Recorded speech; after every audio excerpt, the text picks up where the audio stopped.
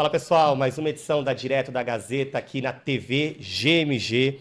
Agora para um bate-papo importantíssimo, prestação de serviço, que é o DNA da Gazeta, né? Hoje nós recebemos aqui o cardiologista Dr. Anis Mitri, que também é presidente da Associação de Hospitais e Serviços de Saúde aqui no estado de São Paulo, para a gente bater um papo sobre o trabalho dele na associação, mas principalmente, né, doutor, sobre o coração, sobre essa área. A gente estava aqui batendo papo antes de começar, como os jovens, mas o brasileiro em si tem negligenciado, tem deixado de lado, né? Seja bem-vindo, obrigado por aceitar o convite e por vir até aqui. Obrigado, Matheus, obrigado ao Grupo Gazeta aqui, a TV GMG por nos convidar para essa entrevista aqui, que é muito importante e relevante. Sou um grande fã aqui do grupo, né? Sou paulistano de nascença, sempre li o jornal da Gazeta, então é um prazer estar aqui com vocês hoje. Em casa, então. Inclusive, meu pai assinava a Gazeta quando eu era criança, então eu sempre lia. Hoje em dia não tem mais aquele cheiro de jornal tanto, mas aqui eu senti, raro, né? gostei.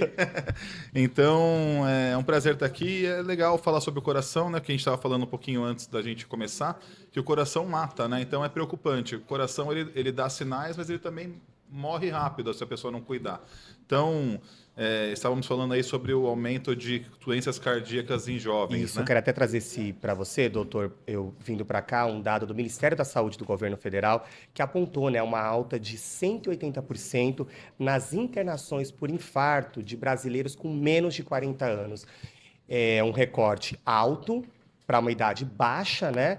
E eu queria que o senhor comentasse isso, se realmente esse número tem sido alto e qual que é o motivo, né, dessa alta. Quando eu estudei cardiologia, há mais ou menos 15 anos, a gente falava que doenças do coração, não as doenças genéticas, as doenças que a gente adquire, né, que a gente adquire por falta de cuidado, elas se davam em idosos, em pessoas mais velhas. Sim. E agora a gente vê esses dados aí de cada vez pessoas mais jovens tendo problemas cardíacos adquiridos, então que ela não nasceu com isso, ela desenvolveu isso ao longo do tempo. E aí, vários fatores levam para o aumento desse índice. O primeiro é diagnóstico, que hoje a gente consegue diagnosticar coisas que antes a gente não conseguia diagnosticar. Te falo, por exemplo, da embolia pulmonar. Quando eu estudei lá atrás também na Faculdade de Medicina, a gente falava que a embolia pulmonar era um achado de necrópsia. Quando o paciente morria, que a gente descobria que ele morreu de embolia pulmonar. Hoje não. Hoje a gente sabe que... hoje a gente consegue diagnosticar esse problema. Então, se você vai num pronto-socorro, por mais menos equipado que ele seja, mas é um diagnóstico que a gente consegue fazer já hoje, né? 15 anos depois que eu estudei. Então, isso é um dado que aumenta esse índice. E outra questão também, assim, mulher usa anticoncepcional. Anticoncepcional, às vezes sem acompanhamento médico, dependendo do tipo, também pode desenvolver tromboembolias. Isso tanto faz se é no coração, se é no cérebro, se é na perna, se é no pulmão. Então, porque quando a gente fala de doença cardíaca isquêmica, que é o infarto, qualquer órgão pode infartar. Só que o que mais mata realmente é o coração. Por isso que a gente dá valor para o coração. Então, a questão também do sedentarismo. Hoje a gente trabalha, e todo mundo trabalha 12 horas, trabalha sentado, almoça mal, dorme mal, e quando você dorme mal, você tem um aumento no hormônio chamado cortisol, que é um hormônio que faz subir a pressão, é um hormônio que faz acumular gordura nos órgãos. Então, tudo isso leva a você ter cada vez mais jovens tendo problemas cardíacos, né? Além disso, também tem o uso de álcool e drogas, que isso também é bem relevante e desenvolve doenças cardíacas também agudas nesse sentido. Então... E você vê que apesar do acesso da saúde cada vez ser maior hoje em dia, porque a gente tem o SUS, tem os planos de saúde, enfim, tem várias metodologias de você passar no médico, ainda o jovem negligencia isso, né? Exato. Ele ele está preocupado com a carreira, com o dinheiro, com a construção da família, ele acaba não procurando cuidar, né? Se cuidar da saúde. Então, acho que é um dado que alarma, é um dado importante que a gente tem que fazer essa consideração. Não adianta você ser um rico morto ou você ter uma família e você não estar lá presente. Então, a gente tem que lembrar sempre de se cuidar e principalmente de cuidar do coração, fazendo exames periódicos, exames de rotina, isso é muito importante. E o básico, bem feito, né? O básico é fazer atividade física, por menos tempo que você tenha, mas que você consiga colocar lá 20, 30 minutinhos do seu dia para fazer uma caminhada, subir uma escada, tentar usar menos o elevador e mais a escada no seu trabalho. Enfim, tem várias coisas que você pode fazer que melhoram aí esse índice. E outra coisa ruim também que faz alarmar é o uso de comida industrializada. Comida industrializada, ela gera Vilão do século, né, doutor? Exatamente. A gente não consegue comer direito, daí a gente come mal. E essa comida, ela gera uma inflamação crônica no nosso corpo. E essa inflamação crônica, ela vai machucando as arterinhas do corpo e vai acumulando placa de gordura, de colesterol lá. E isso faz com que a pessoa também infarte. Então, são vários fatores, né? E é importante que a gente divulgue esse dado bastante para as pessoas poderem se cuidar e também saberem como se prevenir disso. Sim. É importante ter qualidade de vida e saúde para desfrutar, né, tantos momentos felizes aí que a vida pode oferecer, né, doutor? E a minha segunda pergunta era como reduzir esse índice, é justamente fazendo essa reeducação que você está dizendo de estilo de vida, né? Sim, a gente tem que mudar, né? A gente tem que ser. A gente sabe que a vida que a gente leva é estressante. Todo mundo aqui. E o estresse é o seguinte: não importa se você é uma pessoa que com pouca atribuição, se você tem uma pessoa com muita atribuição, o jeito que você lida com o estresse que importa, porque todo mundo passa por estresse. Não tem um estresse maior que o outro. Ah, o policial é mais estressado do que o médico. Não, Estresse é todo estresse. mundo tem estresse. Então o estresse reage do mesmo jeito, não importa a sua ocupação. A gente tem que saber lidar com isso, tem que tentar ter uma boa noite de sono. Né? E aí, a noite boa de sono, a gente tem que fazer uma higiene boa do sono. O que é a higiene do sono? É dormir num ambiente escuro, pouco barulhento, Sem telas, sem né? tela, que a gente tente usar a tela o menos possível. O problema é que hoje até os livros são na tela do celular, né? Mas mesmo assim, que você coloque a tela mais clara, enfim. E pratique exercício físico e coma de uma maneira adequada. Pelo menos 3 refeições por dia completas, refeições com pouca gordura, pouco carboidrato, e que seja dosado o índice de proteína nessas comidas. Então, é importante as pessoas terem em mente que depende muito mais delas, né? Do que de qualquer medicamento externo. É claro que quando você faz um diagnóstico precoce de uma doença tipo diabetes, que é uma doença que leva a você ter problemas cardíacos, você começa a tratar, você reduz essa chance. Então, e que procure pelo menos uma vez por ano um médico, né? Um médico de confiança. E aí pode ser clínico geral, cardiologista, que ele vai fazer todo um rastreio para buscar esse tipo de doença. Porque são atitudes que a gente vai tomando no dia a dia, né, doutor? Que essa conta ela vai chegar lá no final, né? Então, igual você está dizendo, não ter uma boa noite de sono, não ter exercícios dentro da sua rotina, alimentação, ou comidas industrializadas, né? Então, hoje funcionou, tá tranquilo, daqui um ano também, mas isso vai se somando e a conta chega lá na frente, né? Exatamente. E um outro problema que as pessoas não percebem e que não dá sintomas, apesar das pessoas falarem, tô com dor de cabeça ou tô com pressão alta. Não, a hipertensão ela não dá sintoma, ela é assintomática. Então, 30% da população tem e nem sabe que tem. Sim. Então, é importante que você meça a pressão aí pelo menos 3, 4 vezes no ano. Se você for hipertenso, aí você tem que medir quase que todo dia. Mas se você não tem esse diagnóstico, pelo menos 3, 4 vezes por ano você medir a pressão, porque ela também é um dos maiores índices, é um dos maiores indutores de problema cardíaco. E a pressão alta mata, e mata de maneira silenciosa. Você não sabe que você tem e você está morrendo por dentro. E além disso, quanto mais cedo você evita ou você trata a doença cardíaca, mais chance você tem de sobrevida, de viver mais e melhor. Porque se você não trata, tem gente que fala, não vou tratar a pressão porque eu não sinto nada. Mas lá na frente você vai pagar a conta. Sim. A conta vai chegar e você vai ter sequelas disso. Seja sequela de amputação, sequela de falta de ar, sequela de falta de ar, enfim, alguma sequela você vai ter se você não se cuidar. Doutor, hoje quais são as principais doenças do coração? Porque ainda a gente confunde, né? Jesus com Genésio. Bom, aí acho que a gente pode dividir isso em adultos e jovens, né? Jovens que eu digo crianças. Crianças, elas não têm doença cardíaca igual de adulto, que é a doença isquêmica que a gente fala, que é quando entope uma artéria. A criança, ela nasce com uma má formação. Inclusive, o Brasil é um centro mundial de estudos de doença do coração em crianças e a gente tem tratamentos muito avançados e muitas cirurgias de criança foram desenvolvidas aqui. Então, as crianças, elas nascem com alguma doença, então ela não desenvolve. Então, criança infartar é uma coisa muito rara, porque quando ela infarta é porque ela nasceu com alguma artéria mal formada que entupiu ali a passagem de sangue. Mas, no geral, quando a gente fala de doença cardíaca, a gente pensa em adulto. Então, as principais é infarto ou angina, que na verdade o infarto é uma progressão da angina. A angina nada mais é do que uma artéria entupida que quando você faz esforço físico, você fica com falta de ar e dor no peito. Então, por isso que a gente fala angina. E o infarto é uma progressão dela. Além disso, tem os AVCs, que são os acidentes vasculares cerebrais ou acidentes vasculares encefálicos, no termo médico, mas eu estou falando um termo para as pessoas entenderem. O AVC é uma doença cardiovascular do cérebro, é como se fosse um infarto do cérebro. Então, você tem as amputações, né? Pessoas que têm diabetes, má circulação, elas amputam os membros. Você tem as isquemias, que também é um infarto do intestino, que também infarta, e aí você tem que abrir a pessoa e tirar aquele pedaço de intestino. Você tem a insuficiência renal, que aí se a pessoa também não cuida disso, o rim também vai parando de chegar sangue no rim, o rim para de funcionar. Então essas são as principais e as mais temidas aí que a gente tem que se preocupar. AVC também, né? Neste século tem se falado bastante, né, doutor? E confundem muito com infarto, né? É porque na verdade eles são a mesma doença, mas em órgãos diferentes. Quando você tem uma isquemia do coração, um entupimento no coração, você tem um infarto. Quando você tem uma isquemia no cérebro, você tem um infarto cerebral. E aí é o AVC. Qual que é o grande problema? Com o AVC, se não tratado de maneira imediata também, a sequela é definitiva. E aí você tem a sequela motora, que é quando a pessoa não mexe mais uma parte do corpo, o braço, a perna, ou o corpo todo. E você fala também. A fala também, a pessoa tem dificuldade para falar, que é a disartria e a dislalia, que a gente chama no termo médico.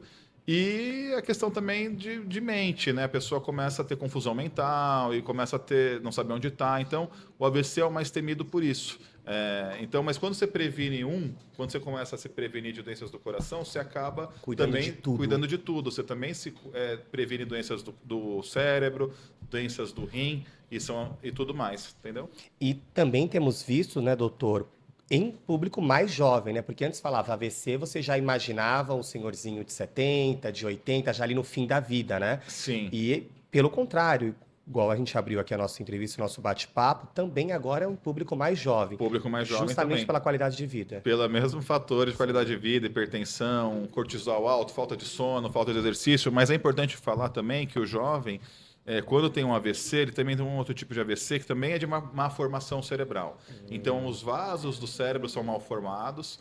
E aí, esses vasos, quando a pessoa tem uma pressão alta e não sabe, ela tem um pico de pressão, esses vasos sangram na cabeça e a gente tem um AVC hemorrágico, que fala. Sim. Que também é um AVC, que esse daí não é por entupimento, mas é porque o sangue vazou no cérebro e o cérebro fica comprimido ali. E esse também tem que ser abordado de maneira rápida para reduzir a pressão do cérebro, às vezes fazendo cirurgia, às vezes com medicamento, mas é importante sempre que uma pessoa tiver uma dificuldade de fala, uma dificuldade motora, não é formigamento, é dificuldade mesmo. Sim. A pessoa tem uma dificuldade de mexer os braços, as pernas, ou de falar, ou até de pensar, procurar um pronto-socorro o mais rápido possível. Hoje nós recebemos aqui na TV GMG o Dr. Anis Mitrin, cardiologista, falando da importância da saúde, bem-estar, de como a gente deve se cuidar para evitar riscos a qualquer momento, não só no futuro, né, doutor, mas a qualquer momento, né? Eu quero pular um pouquinho agora para a gente falar. Você também é presidente da Associação de Hospitais e Serviços de Saúde aqui do estado de São Paulo.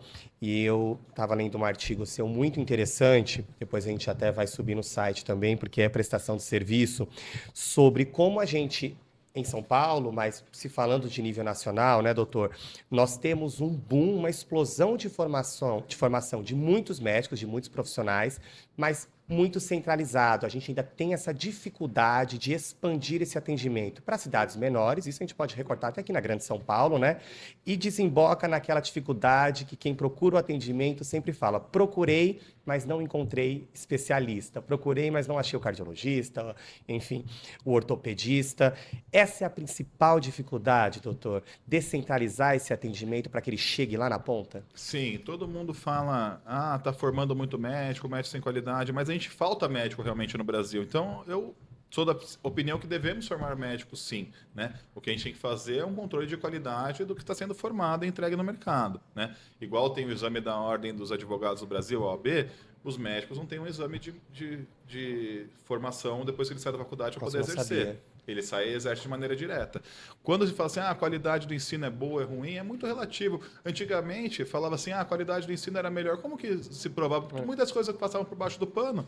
Hoje, com a imprensa ativa, com tudo, hoje a informação em tempo real, a gente sabe. Hoje não tem como esconder nada. Sim. Então, hoje a gente consegue saber que o médico está falando besteira, que o cara errou. Então, assim, ele não tem mais aquela autoridade que ele tinha antes, né? Então, isso é uma coisa que eu acho que é bom deixar claro. Então, a gente tem que ter medidas aí, não é para reduzir o número de faculdades e reduzir os formados, é para que dê qualidade a eles. Esse é o ponto, porque o Brasil precisa de médico. E quanto mais você formar médico, mais vai ter demanda de médico, porque hoje a gente tem o SUS, que é universal, é o maior sistema de saúde do mundo, né? Referência. Isso estou falando do SUS. A gente também tem o maior sistema de privado de saúde do mundo, que são as Unimeds. A gente tem os 2 maiores sistemas de saúde do mundo, os 2 aqui no Brasil, tanto público quanto privado.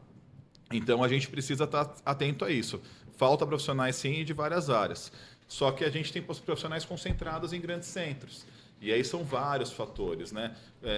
Há pouca atratividade de algumas cidades do interior. Você vai cidades muito longevas, muito distantes, as cidades que você não consegue chegar, não tem uma escola para o médico colocar o filho dele, não tem um restaurante. Então, isso vai de encontro ao próprio desenvolvimento do Estado brasileiro, né?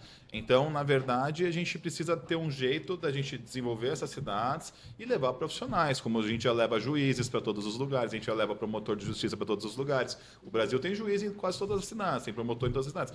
Tem que ter médico também. A gente tem que dar um jeito de poder, com políticas públicas, e aí parte, eu acho que lá de cima para baixo, do Ministério da Saúde, já como política pública de saúde, a gente levar esses médicos para o interior. Já vieram alguns programas, até do Ministério da Saúde, que foram legais para levar médicos para o interior. Um deles é o Mais Médicos. Esse programa levou médicos para o interior. Começou de uma maneira equivocada, fizeram ajustes, mas política pública é assim, né? Você primeiro implanta e depois você melhora. Sim. Então, a gente, como a OSP, a gente apoia isso. A gente apoia que tenha políticas que você leve aí médico para o interior, especialistas para o interior. Existem vários hospitais privados no interior do estado, e esses hospitais são filantrópicos ou não, que são subutilizados como hospitais privados, que também poderiam ser utilizados pelo SUS. Então, a gente tem que pensar nesses modelos. E aí, quando a gente vai falar disso, a gente começa a ter discussões ideológicas que não fazem sentido no momento, de que está privatizando o SUS. Não está privatizando o SUS, eu estou usando um centro de excelência. Quem não quer ser atendido no Sírio-Libanês, no Albert Einstein ou num hospital de referência? Então, a gente tem que usar isso que a gente tem de referência também para os interiores, para a gente poder desenvolver e trazer médicos, se isso fica atrativo. Sim. E isso aí melhora a saúde da população. E fora a segurança para esses profissionais também, né, doutor? Você está dizendo do local ser atrativo para esse profissional. Então, claro, o morador de lá merece atendimento, deve ter o atendimento, mas o médico que vai atender nesse lugar também, muitas vezes, é muito inseguro, né? A gente viu recentemente casos aqui em São Paulo, vimos em outros estados também de médicos sendo agredidos ali por conta, às vezes, ou de uma demora de um atendimento. A gente sabe o que acontece no dia a dia por conta da demanda alta, mas também de oferecer segurança para esses profissionais, né, doutor? Sim, essa questão da agressividade, a agressão contra profissionais de saúde é um tema muito sério. A gente, como a OSP, tem abordado isso, inclusive na LESP, na Assembleia Legislativa do Estado de São Paulo, buscado soluções. O CREMESP tem atuado fortemente, porque não adianta você agredir o profissional da saúde. Ele está lá fazendo o trabalho dele, ele não tem culpa que aonde cabe 300 pessoas tem 1.000. Ele também é vítima desse problema. E que ele não te deu o diagnóstico que às vezes você queria, né? Então, assim, muitas vezes também o serviço de saúde aqui do Brasil, ele é aberto a todo tipo de doença. Então, no mesmo lugar que você tem lá um cara passando com uma gripe, que dá para se tratar em casa, você tem o paciente com AVC, com infarto no mesmo lugar. Então, os hospitais têm buscado criar políticas, isso não é no Brasil, é no mundo inteiro, de você fazer uma padronização desse atendimento. E aí você qualifica esse atendimento como grave, não grave, urgente, e aí cada um deles tem um número de horas que você pode esperar, né? Então, quando você tem uma ficha azul lá, que é um atendimento mais leve, você pode esperar até 4 horas para ser atendido. E a população muitas vezes não entende isso. E isso é uma coisa que a gente também tem que criar como política pública de conscientização. Tudo é urgente, né? Tudo é urgente. Então, e nem tudo é, né? Porque o cara que está lá com o pai com AVC, ele não pode ser tratado da mesma maneira que o cara que está lá porque teve uma diarreia ontem à noite, entendeu? Chegou um atropelado em estado de emergência. E o Brasil tem esse problema também, que é a questão dos traumas, que a gente fala, né? Que traumas são as vítimas de violência, vítimas de acidente. No Brasil, a terceira maior causa de morte é trauma. A segunda ou terceira, depende da estatística que você pega. Então, assim, uma das principais causas de morte no Brasil é isso aí, acidente. E isso necessita de atendimento imediato. Então, isso sobrecarrega o sistema de saúde também. Avaliando, né, doutor, pegando com base toda a sua experiência, qual o ponto forte do SUS na sua visão e o que precisa ser melhorado? Bom, o SUS, ele está presente em toda a nossa vida e a gente não percebe. Então, a gente não tem mais doenças infectocontagiosas transmissíveis de criança porque a gente tem vacina todo mundo. Então, assim, a vacinação é gigante. Programas de hipertensão, de diabetes, são programas que são muito eficientes no SUS, eles abrangem muita gente, muitas coisas. Mas o SUS também tem, assim, lugares com muita qualidade, mas também tem lugares muito precários. Então, ele vai do céu ao inferno muito rápido. A dificuldade de você padronizar para um Brasil heterogêneo esse tipo de atendimento. O Brasil, se você for ver o SUS do estado de São Paulo, é um SUS que ele é superior a muitos planos de saúde do interior do Nordeste, por exemplo. Então, tanto é que tem algumas empresas que vieram para cá, vindas de outro estado, para cá que eu digo no estado de São Paulo, que elas penaram porque o SUS é melhor do que o atendimento que elas prestavam. Sim. Então, assim, e também a percepção do usuário do SUS aqui em São Paulo é muito maior. Ele exige muito mais porque ele está acostumado com coisas melhores, né? Aí você vai para o interior do norte, lá do Brasil. Eu já trabalhei em Rondônia. É um SUS muito, assim, muito inicial ainda. Ele é muito embrionário, é um acesso muito limitado, é um acesso muito envolto por políticos. Se você se relaciona bem com o político, você tem acesso. Então, isso tem que mudar. A gente tem que ser uma coisa técnica. E aqui no estado de São Paulo tem um programa de regulação chamado CROSS, que é o Centro de Regulação do Estado de São Paulo, que ele regula... O que é regulação? Ele pega os pacientes que estão de cardiologia e colocam na fila. Ele pega os pacientes de oncologia e coloca na fila. Isso é uma coisa que foi muito bem desenvolvida em São Paulo, que dá para replicar no Brasil todo. É claro que tem como melhorar, porque é o que eu digo, ele é heterogêneo, mas a própria característica do SUS, ele já é hierarquizado, ele não tem uma sede. Você não tem uma sede do SUS. Sim. Cada município ele faz sua própria política pública de saúde. E aí o Estado também ele faz sua própria política. E o governo federal também. Isso é meio que comunitário, todo mundo conversa. Eu acho que falta um pouquinho aí a gente regularizar essa parte, deixar mais homogêneo o atendimento, as formas de contratualização que o SUS tem também. Então, cada município contratualiza com uma maneira, de um jeito diferente, cada procurador de município entende de uma maneira diferente. Então, falta no Brasil. O Brasil a terra da insegurança jurídica, né? São vários entendimentos diferentes, às vezes no mesmo Tribunal de Justiça. Brechas, né? Imagina o SUS, né? Imagina o SUS, você tem vários entendimentos no mesmo lugar também, né? Então, essa falta de uniformização de entendimento é importante a gente mencionar. E aí que entram as associações, tipo a OSP, a ANAP, os sindicatos, eles ajudam nesse entendimento conjunto. E eu quero agora entrar exatamente na OSP para a gente falar sobre o seu trabalho lá. Hoje você é presidente. Desde quando, doutor? Eu sou presidente desde julho de 2025, desse 25. Ano. É 4 em 4 anos? Como de 4 em 4 anos. 4 em 4 anos. E depois tem uma eleição. Isso, depois tem uma eleição. E essa eleição funciona uma votação? É uma votação. Aí os associados fazem uma assembleia e elegem as chapas ou os próximos candidatos que querem. Pode ser reeleito também, Pode ser reeleito. Né? Entendi.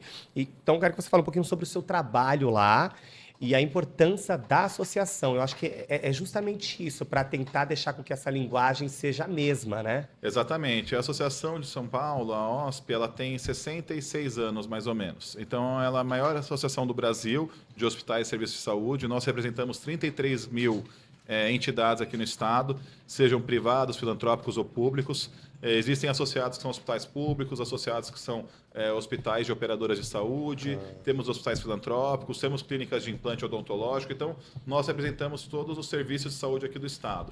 A nossa atuação ela é importante até nesse advocacy. Por exemplo, o governo vai lançar um programa de saúde. Eles consultam a OSP, eles consultam as outras associações para saber se esse programa realmente atende os nossos hospitais, se ele atende a população. Então, a gente funciona como um mediador. A gente termômetro ali para sentir. Onde os nossos associados precisam de políticas públicas ou políticas de saúde, nós atuamos e levamos essas pautas para o governo, para os legislativos, para os sindicatos, para os conselhos regionais. Então, às vezes, o Conselho Regional de Medicina lança uma portaria que nossos hospitais não conseguem cumprir. Então, cada hospital responder isso é judicializado, é uma briga do hospital com o conselho. A OSP, ela visa que a gente amorteça isso. A gente cria um entendimento e a gente consegue colocar até cronograma com relação a isso. Recentemente, o Ministério da Saúde lançou uma portaria que obriga que os hospitais filantrópicos eles coloquem a mesma porta de atendimento, porque antes eram portas separadas, onde é SUS, onde é convênio. Ah, sim. E aí, só que não colocou prazo para os hospitais poderem se não fica. Então ele só lançou. E quando você lança uma regra dessa, sem você pôr prazo de aplicação, você acaba infringindo essa regra. Sim. Porque muitas vezes você não tem condições de implantar, até mesmo estruturalmente. São hospitais com mais de 100 anos. Então, às vezes você não tem nem por onde fazer essa reforma, entendeu? Então, a OSP ela visa isso, a gente poder também defender os nossos associados para que eles possam trabalhar de uma maneira correta, mas com uma maneira confortável também, que seja viável economicamente. E, além disso, também a gente participa de negociações de operadoras de saúde com hospitais, a gente fomenta rodas de negócio entre hospitais, implantação de novas tecnologias, a gente leva novas tecnologias para a Agência Nacional de Saúde Suplementar, se são viáveis ou não. Então, ela tem toda essa atuação aqui no nível brasileiro, no nacional e internacional também, porque a OSP também é filiada à Federação Internacional de Hospitais. Então, a gente participa dessas discussões também no mundo todo. E você dizendo que saúde trabalha ali acompanhada, né, de política, claro. Como é que você vê as políticas públicas, então, aqui na capital, com, né, a gerência de Ricardo Nunes e de nível estadual com Tarcísio de Freitas? Tem sido parceiros, não? Bom, eu tenho visto assim, mesmo antes do Ricardo Nunes, o município de São Paulo, ele tem criado políticas. Eles pararam de ser aquele. Cada prefeito entrava antes e criava uma política nova. Sim. E aí um criava o PAS, o outro criava os AMAS, O o meu outro era melhor que o do outro, né? o outro, eles pegavam o mesmo equipamento de saúde e mudavam de nome, né? Mas era a mesma coisa. E isso é ruim, porque da população fica confusa onde ela é atendida. Então, isso graças a Deus, isso já começou a parar.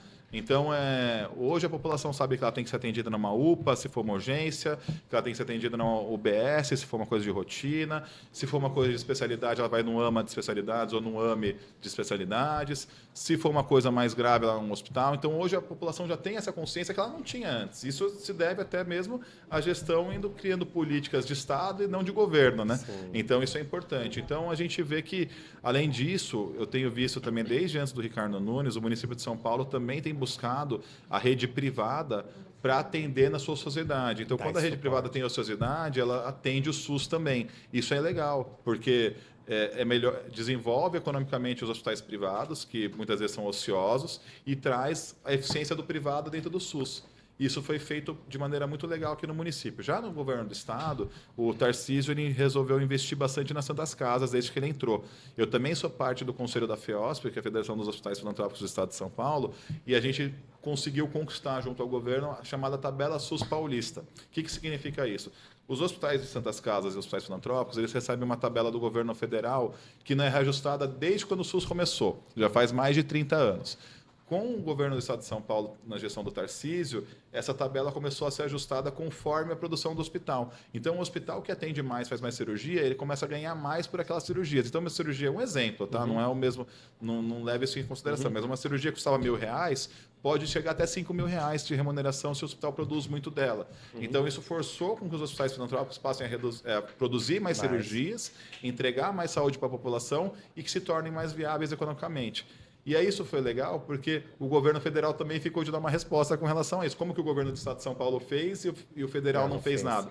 E aí o governo federal se mexeu e trouxe aquele programa Mais Especialistas, que basicamente é muito parecido com a tabela SUS paulista, mas que aí não engloba só os filantrópicos, engloba também os hospitais privados que não são filantrópicos. Sim. Então, eu acho que foi legal porque parou de ter esse negócio de ideologia. Porque o SUS é só... Tudo é público. O SUS sempre vai ser público. Sim. Só que os privados também podem e devem, na nossa opinião, prestar serviço no SUS.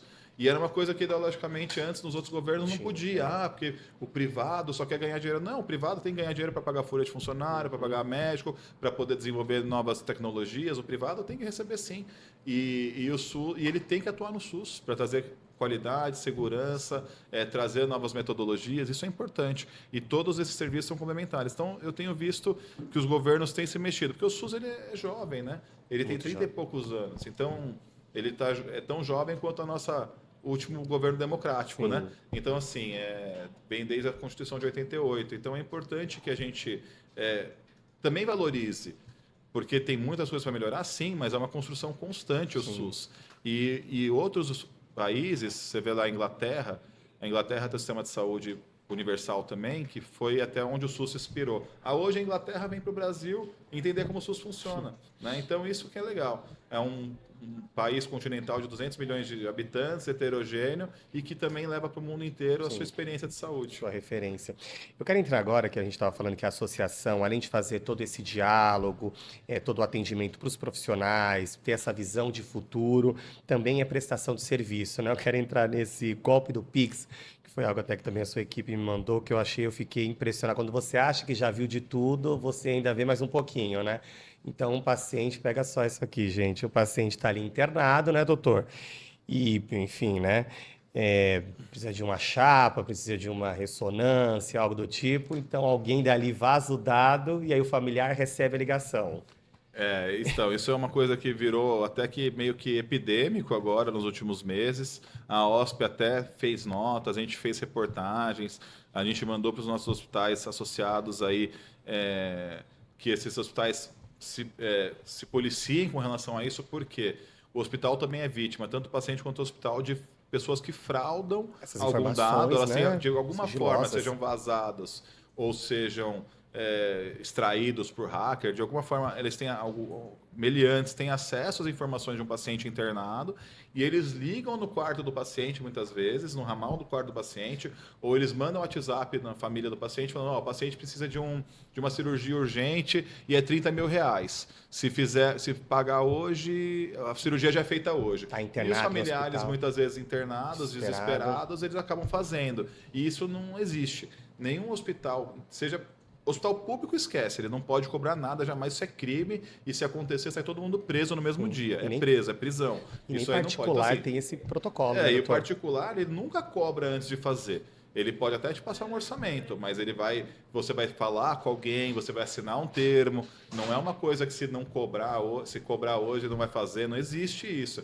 Então a gente sempre orienta assim: você está internado, você recebeu qualquer mensagem estranha, um pedido de cobrança, uma solicitação de informação, um dado estranho, desça na diretoria do hospital, na parte administrativa e fale pessoalmente com quem está lá. Tire essa dúvida, nunca deposite nada para ninguém, nunca pague nada, dê cheque, sem ter falado com a diretoria do hospital antes, ou seja o responsável financeiro, porque 99% das vezes isso é golpe. Nenhum hospital tem como protocolo cobrar dessa maneira. Muitas vezes o hospital, você passa lá, você é internado, você fica internado no particular, a cobrança vem depois de semanas ainda, não vem no mesmo dia. Sim. Então é mentira isso, tá? Exceto cirurgias que são muito, às vezes depende de importação de algum equipamento, o próprio médico, a equipe vai te falar, preciso que você deposite isso antes, mas isso é previamente combinado, nunca é no desespero, nunca, Não vai nunca. convocar a família, né, doutor, para ir até o local, algo assim, né? Sempre é muito conversado, explicado, e quando é uma coisa muito urgente mesmo que leva ao risco de vida do paciente morrer,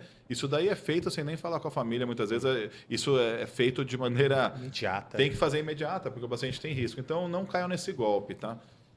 Doutor, e falando, você está recente como presidente, né? Tem mais um período longo aí para frente, mas já visando o futuro e daqui a 4 anos, né? Não sei se você vai tentar a reeleição ou não, isso é muito longe para se falar, mas qual legado você pretende ou quer deixar na associação? Bom, nós queremos deixar a associação como um espaço de diálogo e compromisso com políticas públicas para todos os nossos associados e para toda a população que tem que ser atendida pelos nossos associados. Então, o nosso objetivo é que a gente pegue políticas, implante, que a gente faça um advocacy decente, bem feito lá na Assembleia Legislativa, nos governos, para que a gente realmente tenha políticas eficientes e que essas políticas sejam sustentáveis para os hospitais e tragam benefício à população. E, além disso, que a gente fomente negócios também dentro da associação, para que os nossos hospitais eles compartilhem experiências, compartilhem contratos entre si. Isso só fortalece e une cada vez mais os hospitais para a saúde pública de São Paulo. E para a gente encerrar, doutor, eu quero voltar um pouquinho lá no começo da nossa entrevista e você deixar um recado final para que as pessoas cuidem da saúde, procurem um profissional também da saúde em caso de alguma enfermidade ou problema. Hoje também tem muito aquela dificuldade, tudo eu vou pesquisar na internet, tudo eu já saio com um diagnóstico, eu já também me medico. E não, né? Existem profissionais para isso, apesar de muita dificuldade em um momento ou outro, mas os profissionais estão aí para isso, né? Para atendimento. Sim, ninguém é mais importante do que você mesmo. Eu sei que a gente tem filho, a gente tem família, a gente tem esposa, tem marido, enfim, mas se a gente não estiver bem, a gente não consegue cuidar e sustentar nada disso. Então a gente tem que buscar serviços de saúde, buscar médicos, buscar profissionais de saúde que sejam aptos a atender a nossa saúde e tirar as nossas dúvidas. A internet é importante, a inteligência artificial é importante, sim, para tirar dúvidas, para poder lançar um tema ou outro. Porém, só um profissional de saúde habilitado ele vai poder bater o martelo se você tem determinado diagnóstico ou não. Então, busque, confie, leve isso como rotina. Se você tem doença, que você passe no médico com constância. Se você não tem doença, que você passe pelo menos uma vez por ano. As mulheres, principalmente, elas se cuidam muito, porque elas têm que ir no ginecologista uma, duas vezes por ano. E a gente se cuide. Nada é mais importante do que nós. Acho que é isso que eu tenho que deixar de recado aí. É isso, saúde é primordial, fundamental para tudo, né, doutor? Eu quero agradecer a sua vinda aqui. É uma entrevista que é rápida, passa rápido, mas é justamente para você voltar em uma outra oportunidade. Já deixo o convite para a gente estabelecer outro tema, outros temas tão importantes, para que você volte. Muito obrigado, viu? Obrigado, viu, Matheus? Obrigado a todos aí pela audiência. É isso, essa foi mais uma edição da nossa Direto da Gazeta aqui na TV GMG, com prestação de serviço que é sempre muito importante. Até a próxima, pessoal.